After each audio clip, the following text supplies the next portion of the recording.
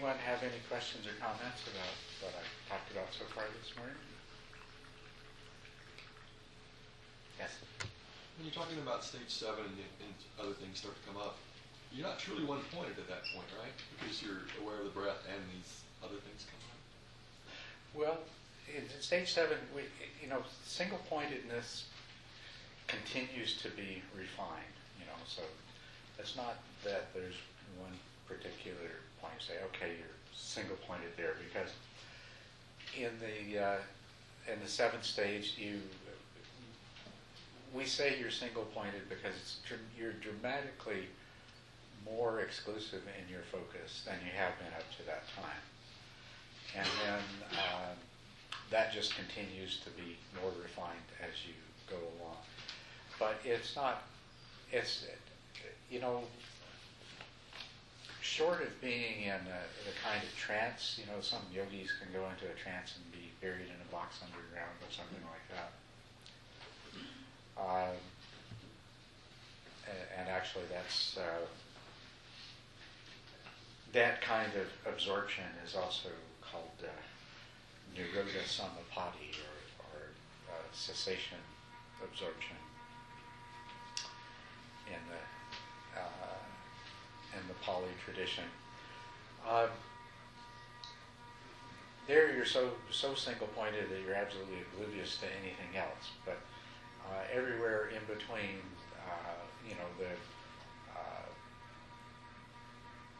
there is some degree of awareness of multiple things. But to think in those terms is not really to understand the gist of single-pointedness. Is there was one, I don't remember who it was. There's one of the traditional Burmese meditation teachers who tried to explain single-pointedness using the example of a mountain range, and you have one peak that stands up above the rest. He used that as, and you can focus on that and you can ignore the rest, and that's what he means, what he defined as single-pointed. So in the 7th stage, you're aware of the breath, yes. You're aware of these other sensations and things that arise. There are, as I say, thoughts coming that you hear in the background. Somebody makes a loud sound or coughs, you hear that. So it's not single-pointed to the extent that you're not aware of any of that. And it's not that you can't have thoughts, because I said you can have, you might be having the thoughts of doubt. And you do have thoughts that are in terms of how you might adjust your practice.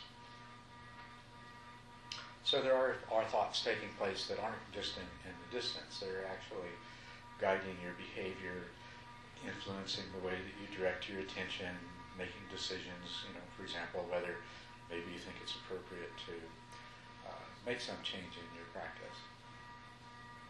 But the sense that it is different than what you were experiencing before is that before that there was always something else in your awareness, and usually quite a bit of other stuff present in your awareness.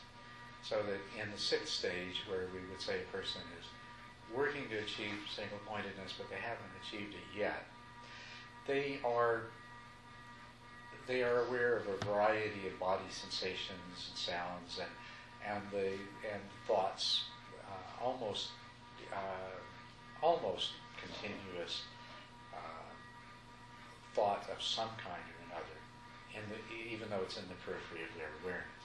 And that's what's changed. And that's what you notice if you do the experiencing the whole body with the breath practice, and you come back to the nose, you notice that there's no thoughts for a while, and it's a real big difference from what there was before. So you can call it relative single-pointedness, okay? But it becomes even more refined as you go along. So, but if we attach an expectation to it, if it's too rigid or over-defined, then that's not realistic. questions? Okay, I was describing for you the variety of things that come at this particular juncture in the development. And I'm going to put them all together here. When this whole process has run its course, then the bizarre and uncomfortable sensations and movements will have ceased. If you have an illumination phenomenon, it will become something that is steady and familiar and non-distracting. And if there is an auditory phenomenon, it's something that is, as I say, about illumination, it's steady, it's familiar, and it's non-distracting. Whether it's a buzz or whether it's the sound of a choir of angels in the distance, you just come to that place of, well, it's there. And it does serve sort of as a buffer between you and other sensations when it's there. So that you would be aware still of very loud sounds, but it actually has to sort of penetrate through the humming in your ear before you hear it. It has to be really distinct and unusual and stand out enough to notice. But even if it enters your awareness, it enters and passes through without your mind particularly reacting to it. With the sensations of your body, they are, as I say, there's a stillness and a pleasantness, and it allows you to basically disregard your body. Your body is just this pleasant sensation in the background. Now, one of the characteristics of the change in body sensation I mentioned it yesterday, and I'll just clarify where that fits into it. You may still perceive yourself as sitting in the position you started in, but it's not unusual to perceive yourself as in a different position. Very, very frequently, when I'm in deep meditation, I feel as though I'm standing up. And so that might happen. Very commonly people feel as though their body is weightless, it's floating. You really don't feel the pressure of the cushion against your legs and your buttocks. But it's even more than that. It's so the body is so light that it's just floating in the air. Very often, if somebody tries to describe the way their body feels, it's more as though their body is empty, and there's just this shell of awareness of the body in space, like a shell of indistinct pleasantness that defines the boundary of the body, but the body other than that seems to lack any sort of solidity. And if you do have a light phenomenon and you have your eyes closed, very often a part of the body awareness is that it is suffused with this light. Sometimes the light's coming from it. As a matter of fact, I find it very interesting that in religious iconography of all kinds of different religions all over the world, they show pictures of saints and holy people with light radiating from their body. And this is a depiction of a meditation experience, is what it is. And sometimes it's from the head, and the idea of halos and things like that. I think this also comes from these kinds of meditation experiences. But the body, in essence, the body is about as non-distracting as it could be, while you still are aware that you have a body and that it occupies space. And it is, and what awareness you have is pleasant. And you're not, and all of your your senses are in this very quiescent state. You can, when you're in this state, if you can direct your attention to the pressure of the cushion against your ankle if you want. If you want to just check to make sure, my sense is still working, and have I fallen asleep and entered into a dream, you just direct your attention, boom, there it is. Or, direct your attention towards hearing. And, if there's traffic on the street, oh, there it is. But you come back into focus and it all just disappears.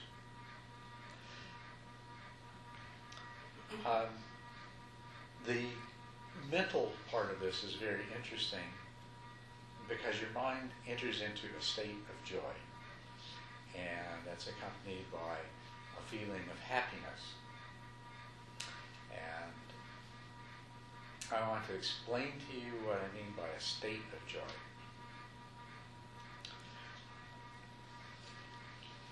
It's a mental state, and in this particular mental state,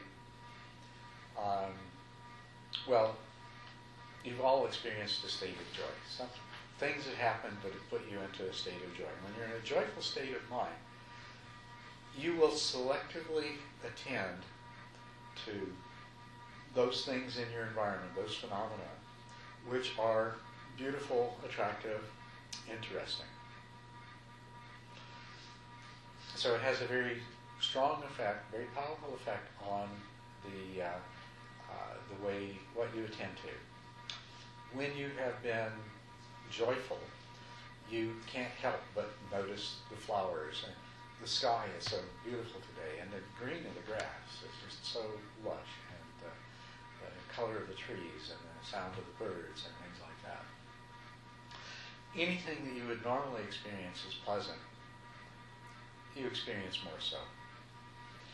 Anything that you would normally experience as neutral, you will tend to experience as pleasant.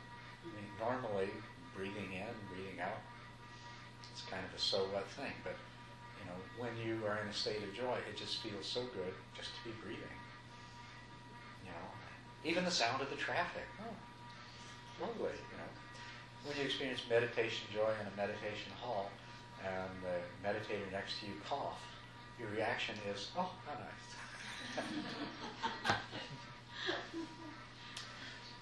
Unpleasant things, if they're only mildly unpleasant, may be, neutral. Your attitude is so what, it doesn't bother you. And even more extremely unpleasant things are experienced as only being mildly unpleasant. This is what joy is. You've experienced joy. We experience joy when we fall in love. We experience joy when we get some wonderful good news that we've been waiting for. There's all kinds of things that cause us to experience joy. It's a state of mind, and you notice that when you have the state of mind of joy, it has an effect on the way you perceive all kinds of things, and until it disappears. Its exact opposite is the state of sadness or grief. When you're in that state of sadness, everything I said is reversed. You tend to notice, you don't notice what's beautiful, you notice what's ugly. You don't notice what's good, you notice what's broken. You notice what's wrong. And even the things that are pleasant don't hold the same pleasurableness. And things that are not so strongly pleasant, they're just completely neutral. And things that would otherwise just be a little bit unpleasant are almost unbearable. So that's it's a state of mind, and these are the two opposite states of mind: joy and sadness, or joy and grief. So what happens in meditation, together with all of these sensory changes, is the mind enters a state of joy. And because the state of the mind is joyful, and because the sensations in the body are pleasant, and because even such neutral things as breathing and being alive are now pleasant, the state, a mind in a state of joy in meditation is also a mind that's experiencing happiness. And this joyful state usually is very energetic and very excitable. The mind is very highly aroused. So this is what would happen with a person in the 8th stage. This is called piti and sukha. These are 2 words. Piti means literally joy. It's often translated as rapture, which is it's an absurd Victorian. It's another one of those Victorian translations from the Englishmen that went to India. Piti is often translated as rapture, but it really means joy, and you probably should call it meditative joy to distinguish it from the joy of more ordinary, mundane sources. Sukha means pleasure, and it refers to both bodily pleasure and mental pleasure, happiness. And these things that I've been describing to you, if you read about them in books where they're labeled as piti or rapture, they'll lump them all together. So that piti, where in the descriptions in a book on meditation, won't include just the mental state of joy, which is literally what it refers to, but it will refer to the illumination and the sounds and the smells and the tastes and the bodily pleasure. It will even be used to refer to the energy currents and the electrical jolts and the itching and the burning and the sweating and the salivation and all of these other things. They all get lumped together under the term piti, because in the end, when the whole process is matured, all that's left is the piti, the state of joy, and the sukha, the bodily pleasure and the mental happiness. But all of these other things that are concomitants, that they come along with it in the beginning, are lumped together. So when you read about these elsewhere, it helps you to put it in perspective and understand it. Now, it's said that there are 5 grades or degrees of the development of piti. In the 7th stage, if you're not a person like me who's so rigid that all you experience is tediousness, you likely experience several of the earlier incomplete grades of the arising of piti. The first of these 5 grades is called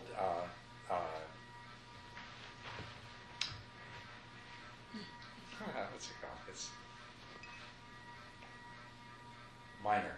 The first is called minor piti. And that's where you have these various things arising in isolation. You may have just the feeling of creepy crawlies on your skin, or you may have just a bright light that appears and shines and moves out around a little bit and then disappears. You may have just the sound. Or you may have a couple of these together. You can have just have a sudden brief experience of being joyful and happy, and it's like, ooh, well, that was nice. Where did that come from? That's minor piti, when there's one or just a few factors and they just last a short period of time. The next grade is called momentary, and that's where there will be more of them occurring simultaneously, and they'll last a little bit longer. So you might have a feeling of joy and light, and at the same time a feeling like an electrical current crawling around your skin, and then it passes away. May not happen. When these things happen in isolation, minor or momentary piti, there's no way to predict when they're going to happen. They do and they go away. Sometimes they happen and sometimes they don't. And of course the problem is not to get attached to them and want to try to make them happen. The next grade is called wave-like. And this is where you'll have sometimes all of these factors come together at once, and they'll reach a certain intensity, and then they'll sort of fade away, and then they'll come back again. So you'll meditate, and you'll feel the joy, and you might feel a lot of energy vibration in your body, or you might not feel the joy. I should mention that a lot of times there's only the physical sensations, and the joy just comes later. So you might have various kinds of physical sensations, and a light, and a sound, and it becomes intense, and fades away, comes back again. And so that would be wave-like. And it'll do this a few times and then it'll disappear. What's the name of the state again? This wave-like. Wave. Wave-like. It's a minor, momentary, and wave-like. And then you have what's called uplifting. It's very intense. Usually, it's very predominantly physical, but there is the component of joy is in there, and happiness and pleasure.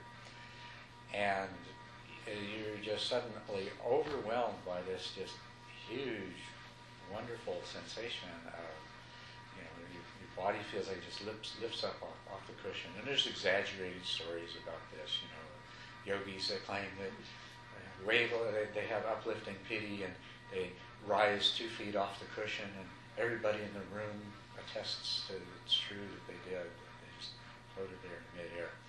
I've yet to see anything like that.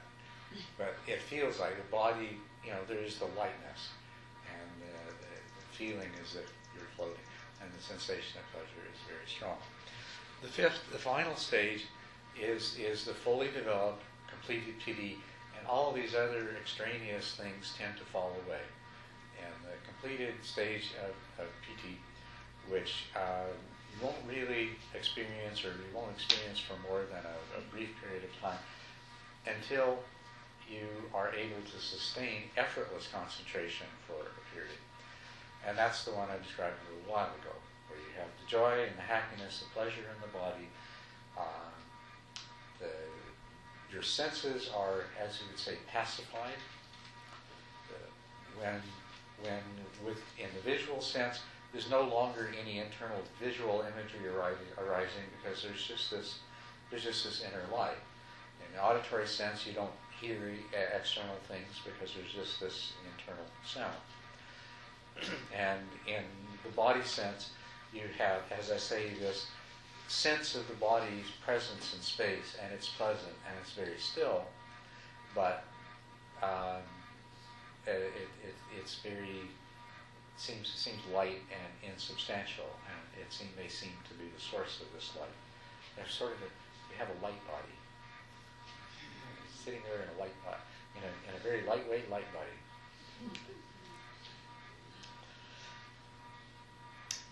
Now, what does this seem to signify in terms of what's happening? That, as I said, the senses are fully pacified, and I think this means that the parts of the brain that usually process these kinds of sensory information have entered into a special state that really is conducive to very, very stable kind of mental activity with no physical distractions at all. The fact that there is joy and pleasure and happiness are just kind of bonuses along the way. But there is a lot of excitement and energy. So a person is practicing in the 8th stage. Once you have effortless concentration, then you have all of these things coming up, and you're basically coming to that place of having the fully developed piti, and with all of its excitement and disturbance, and trying to get used to it. So there's a very important term that is used in the ancient literature that means unification of mind. And in a lot of the things that you might read or hear in English translation or English writers about meditation, unification of mind is treated as though it's a synonym for single-pointedness. Yet it doesn't really make sense. That there's really these two terms, and they don't really apply to the same thing. I think unification of mind refers to that change that takes place that allows your concentration to be effortless. Your mind consists, as I said before, of many different mental processes. Many, many, many different mental processes with different functions and different agendas. And until there is unification of mind, they are essentially trying to take you in different directions at the same time. That's why in the seventh stage, before you have effortless concentration, you need continued, sustained vigilance and a certain degree of effort to sustain your single-pointedness. Because if you relax, some other part of your mind grabs the reins and you're off somewhere else. Right? You're in this really nice, stable place, and boom, all of a sudden you're falling asleep or daydreaming, and how did that happen? So, my understanding now of the term unification of mind is it's specifically referring to when all the different parts of your mind get on track with the same purpose, and instead of trying to take you somewhere else, they just, if you're single-pointedly attending to the sensations of your breath, then they stop trying to take you somewhere else. That's all you're doing, is single-pointedly attending to your breath. There's not all this internal competition and struggle taking place. And I relate this also to something else, too. There is, in the field of psychology, a particular state that has been studied and described called flow, which is characterized by joy and happiness.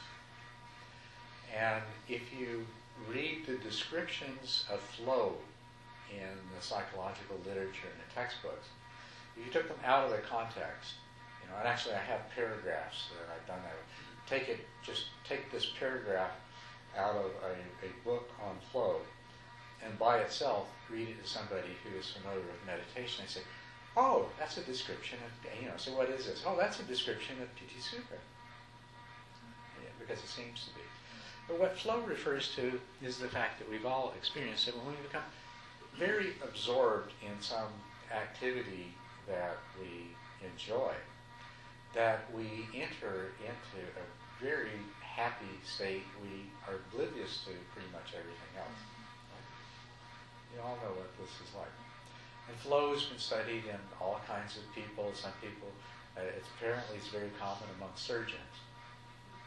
Surgeons get into a state of flow, and they get addicted to surgery. And then if something happens and they can't do surgery, it's like their favorite drug is taken away, because they go into the operating theater and they enter this state of flow, and there's this joy and happiness, and flow is really a good description for it. But people experience it in sports. I wouldn't be at all surprised to find out that Tiger Woods plays golf in a state of flow. It can happen, all kinds of things, people doing favorite hobbies and so forth. And I think it's exactly the same thing. In meditation, we're coming to the same place. It's a unification of mind. A person in flow is a person in unification of mind. And in meditation, we can come to the same unification of mind. And when we do, we experience the same things happening. It's just that they, in general, tend to be much more intense.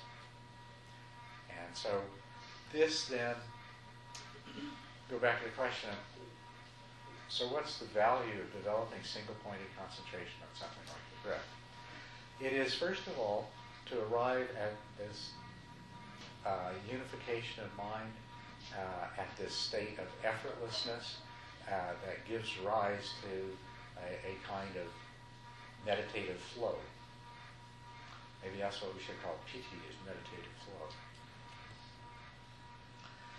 Once you have effortless concentration, you no longer need to be single-pointed. Now you can continue to further refine single-pointedness. You can continue to use single-pointedness. Okay, you would be in the 8th stage of the 10 stages I described. You can continue to use single-pointedness to further refine your meditative flow state until you reach the state of samatha, the 10th stage. But you can also use single-pointedness to enter into what are called meditative absorptions.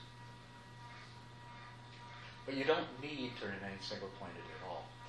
By using a fixed object, you've brought yourself to a state of wieldiness and malleability of your mind,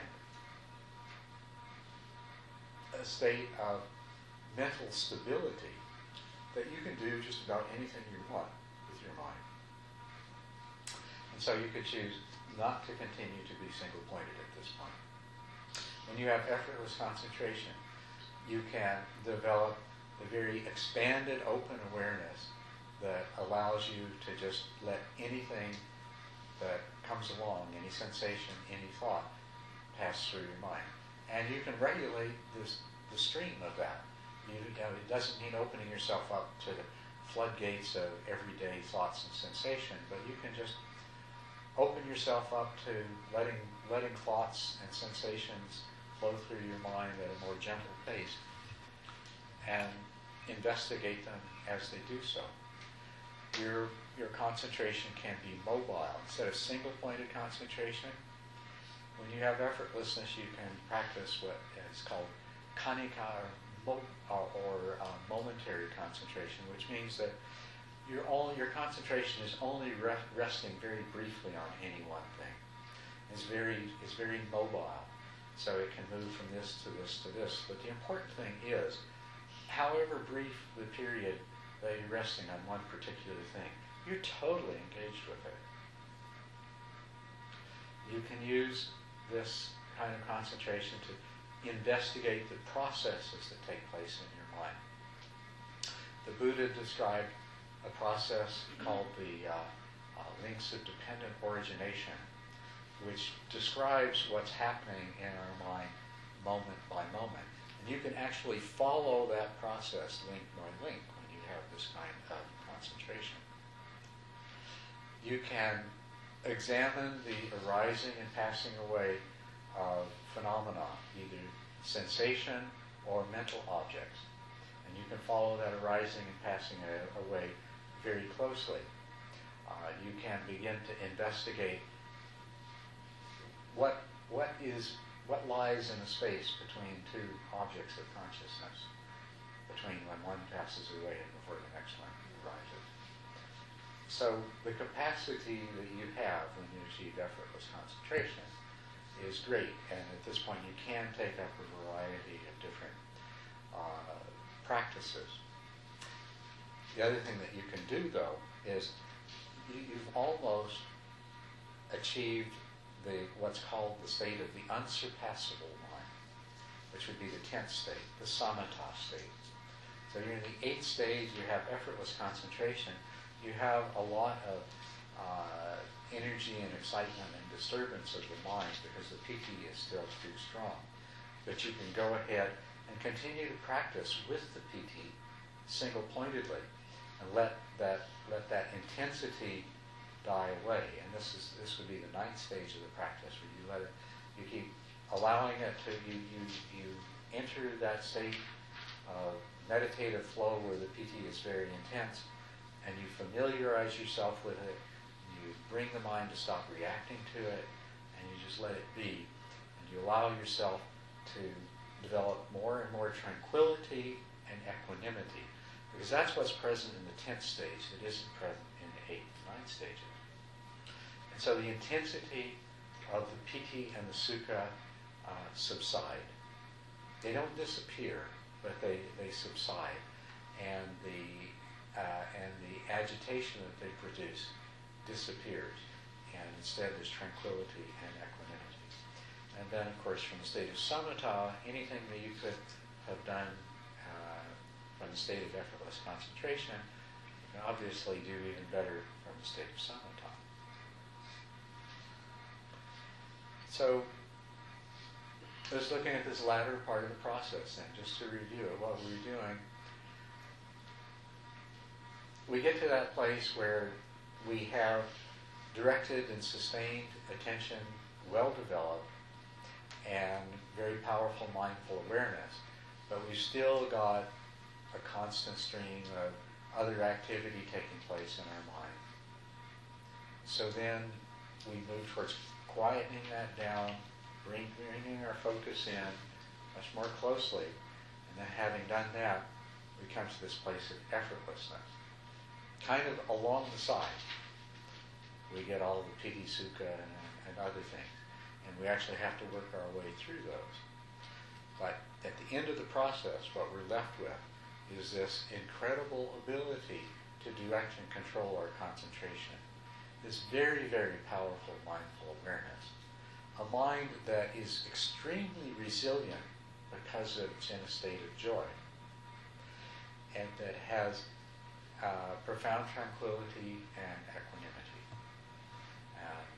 As I said first night, this is the mind that has 5 of the 7 requisite factors for achieving awakening. So if you haven't already become awakened by the time you get there, there's not much left to do to make the accident almost inevitable.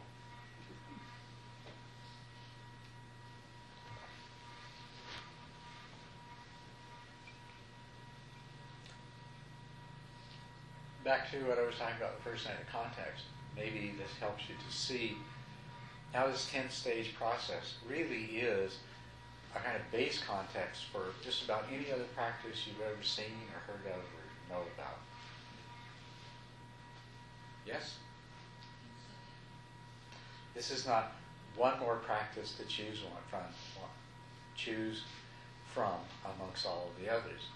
This is, all these other practices have this underlying assumption that you're not going to get lost in thoughts and daydream and mind wandering for long periods of time. But they never tell you how to get past that. And they have the basic assumption that you're not going to forget what you're doing over and over again. And they also speak to you as though it's obvious that you are aware of what's going on in your mind and the contents of your mind, and you know what mindfulness means, without necessarily ever really explaining how you come to have that ability. So this really is the method for developing that. It's the method for having the tools you need to apply some of these other wonderful methods. Yes? This may be totally obvious to everybody, but No, nothing's obvious to everybody. Okay. If it's not obvious, It may be obvious to some. if it's not obvious to you, there's a lot of other people it's not obvious to as well.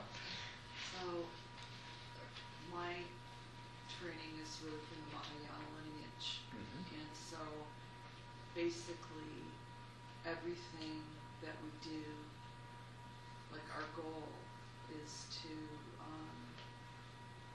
it's to be compassionate to others and serve mankind, and that means in our meditation Yes. also, which I'm certain you know all of those, but I'm trying to connect. I mean, this is great for me. This is great for me. I can't, I can't feel anything but great when I'm meditating. But how does it benefit the people I work with, my own family? That's kind of where I need that connection, because it's almost seeming self-indulgent. You could meditate for hours every day. You could do yoga. I do yoga too. I could do hours of yoga every day, and that's really wonderful, but it's not where, in terms of Tibetan Buddhism, that's not the ticket. It's not how you should be spending this precious life. Or rather, in my own mind, that's kind of where I come from. So I need that connection with how does all of this benefit all of, the rest of the world. Okay. Good question. I'd love to answer that. It's a really good one to get into.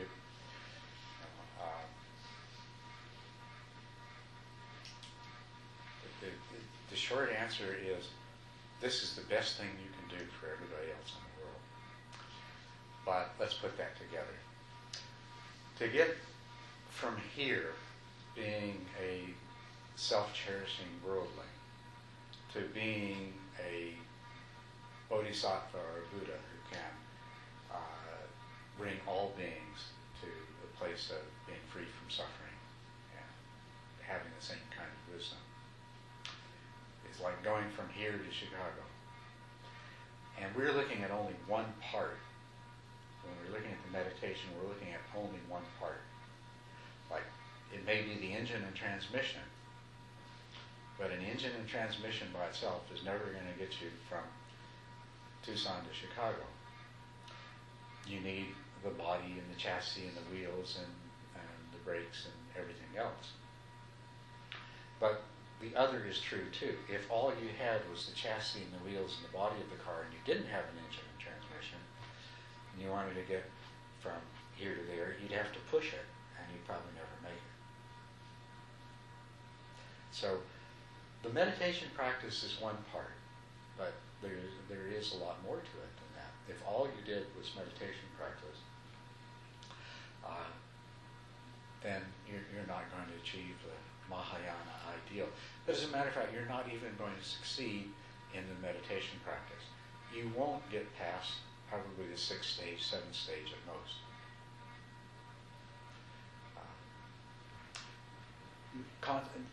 Meditation, in terms of the Buddha's teaching of the path to enlightenment, and I'll point out to you, I know you know this, but I'll just repeat it, is the only way that you can really help other beings is through your own awakening. Okay? Everything else is nice, but it's like trying to bail out a flood with a teaspoon. It doesn't make much difference. And once you have awakened yourself, then your potential to fulfill the Bodhisattva ideal becomes a reality, makes that transition. So, meditation is only one part of the path. The path is sometimes described as consisting of 3 components: virtue, meditation, and wisdom. And wisdom is both the learning that you obtain that helps you on the path of virtue and concentration, that puts you on the path to start with. The wisdom is also the fruits of awakening that you realize as a result of the meditation. But the meditation is only 1/3 of the totality. These 3 are further subdivided into what's called the Eightfold Path. And the virtue part is right speech, right action, and right livelihood. The meditation part is right effort, right concentration, and right mindfulness. And the wisdom part is right view and right understanding. So all of these have to be present. Now, all of the other kinds of things that you can do are hidden in these other 8, but you need to dig a bit to find them. Let's take virtue to begin with. And first I'll point out to you that without leading a virtuous lifestyle, you won't be able to complete the meditation part of the path. Because as long as you engage in unvirtuous activities, you'll have a mind that is too agitated. If you have a lot of discipline and a really good teacher and maybe a whole lot of good karma, like I say, you might get to the 6th or 7th stage. But when you get to the 7th stage, and instead of piti arising, instead of unification of mind, and instead of effortlessness, the agitation of your mind due to your lack of virtue is going to prevent that from occurring. Piti may try to arise, and you'll experience, instead of some weird sensations, you'll experience a lot of really miserable and disturbing things that happen in your body. But you won't get past that. You won't get the blossoming of the joy and the happiness and the effortless concentration that opens a gateway for the other practices. So the virtue has to be there. When we look at virtue, right speech, right action, and right livelihood, this is all presented in terms of the thou shalt not kind of thing, although we don't use those as I shall endeavor to refrain from. And the things that we endeavor to refrain from are the things that will cause harm to others and to ourselves. And if we leave our level of understanding at that place, then it doesn't seem that that we would really be following the Bodhisattva path at all. But if we re-examine those, we take the vow not to endeavor to refrain from causing harm or destruction of other beings. But if you begin seriously practicing that, it will readily evolve to the protection of other beings, not only not causing harm to them, but protecting them and helping. When we take a precept to refrain from taking that which is not given. But that can also evolve into protecting the property of others and even into generosity, giving up those things that we're attached to, and therefore easing our own inner affliction of attachment and desire, and at the same time practicing generosity and helping others. And we can go the same way through all of the precepts. And this has been done. The precepts were, the precepts in the Eightfold Path evolved into a description of a practice of perfections. 6 in some schools and 10 in others of perfections. But they all cover the same thing. And if you look at them, they fully encompass the Eightfold Path, and they specifically identify virtue, generosity, patience, meditation in its different forms, both concentration and right effort. All of these things, when you practice them, they make your meditation easier and make the flow easier. They're tremendously helpful in terms of overcoming doubt and resistance. So they really are all in there as a part of it. When we look at what right effort consists of, when it's spelled out by the Buddha, right effort is using mindful awareness to examine our mind and identify when there are thoughts and mental states that are rooted in the unwholesome roots of desire and aversion and ignorance. And when we find them present, to find a way to eliminate them. And the way is through the practice of mindfulness. And then once we've eliminated them, to keep them from returning.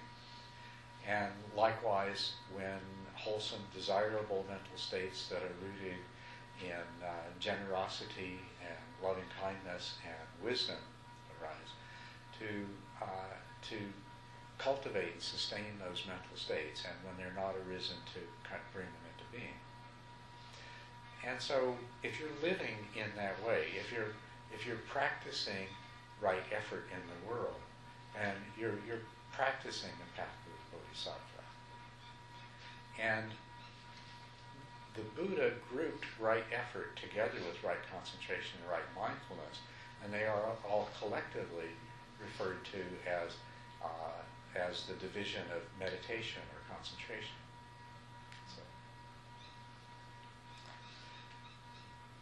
So this practice alone, it won't either take you to the Bodhisattva goal, or will you even be able to take this practice in isolation from the rest of the path and be particularly successful in it. But when you begin to do this practice, you acquire the tools that you need to do all of these other things as well. To have the goal of following precepts and leading a virtuous life, it's a wonderful idea, but when we go to try to do it, we find it is much, much more difficult, right? All those habits, all that forgetfulness, all of that, oh no, I did it again, right? It's really hard to do. And you need mindfulness. You need a mind that's trained and conditioned to be aware of what's happening within itself. And you need that needs to be strong, and that needs to be familiar, and that needs to be something that you can evoke readily, just in order to be able to practice virtue, let alone any of the other practices of a bodhisattva. It allows you to remember to do them. But even more than that, it allows you to practice them in a way that is really fruitful. Because there is only the most limited possible kind of benefit that comes from disciplining yourself not to do something because it's a violation of a precept or a vow. I mean, that's at least better than going ahead and doing these things. That if all you're doing is disciplining yourself and restraining yourself, and you're not doing anything at all about the root of these inclinations, then it's very limited. But how do we change these things? Other than, if you're a person who has a lifelong habit of engaging in wrong speech of some sort, how do you overcome that? Well, mindful awareness is the most powerful medicine in the world. You don't really need to do anything other than learn to be mindful, and then when those things are happening, to focus the full power of your mindful awareness on observing what's happening, how it makes you feel, how it affects others, but what its results are. As the Buddha said in the sutra where he describes training himself in this way as a bodhisattva, he said, when I saw that these were present in my mind, being mindful of them and investigating them, I saw that they were an affliction to me. They were an affliction to others, that they produced nothing that was wholesome, and that they led me away from nirvana. And he says, conversely, of the positive things when they're present, that when I was mindful of these things and investigated them, I saw that they were of benefit to me, they were of benefit to others, and that they brought me towards nirvana. And so in the practice of mindfulness, if you learn how to practice mindfulness, is to basically bring that powerful light of conscious awareness to bear on what is actually happening, what is really happening in the here and now, and keep it on there as things unfold. When conscious awareness illuminates the reality of the source of your intentions, the actions and speech that arise out of them, and the consequences that flow from that, when the power of conscious awareness exposes all of that to the mind reacts by ceasing to engage so readily in those same things. And then those lifelong habits begin to disappear. Because the part of your mind that, using the example of unwholesome speech or wrong speech, the part of your mind that has a lifetime of habit behind it, believing it is causing you to engage in wrong speech because somehow it's been programmed to do that in the belief that it is in the service of the wholeness of what you are. It's in service of the five aggregates as a whole. It's in service of the self. That the reason this one isolated part of your mind keeps making you do that is because it, unfortunately, is conditioned to believe that this is the best thing for you to do under those circumstances. And the only way that you can change that is to put the light of consciousness on the behavior and on its roots and on its consequences. When you put the light of consciousness on that, then that part of your mind that's been the driver for this all the time gets the message, starts to see, oh, wait a minute, this is coming from a bad place, not a good place. And this is producing bad results, not good results. And all these different parts of your mind the one thing they are, if they are anything at all, the one thing they are is logical.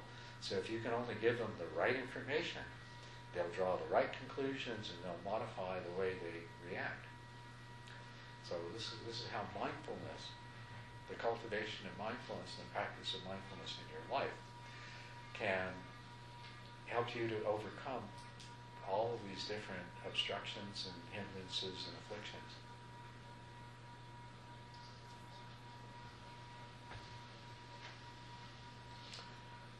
And then, of course, you follow this path, and you have what you need to achieve your own awakening.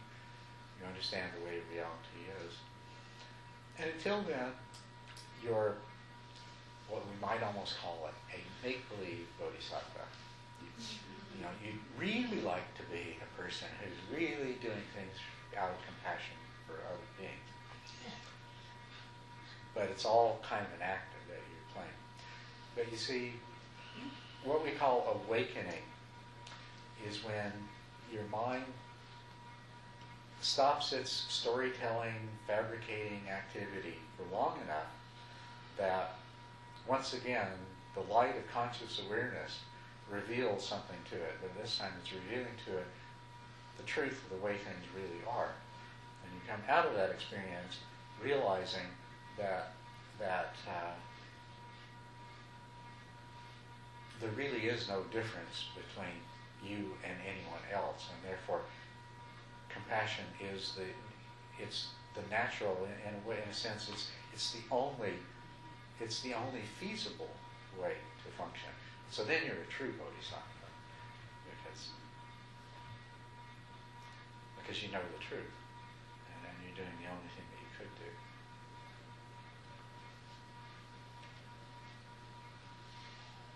Yes.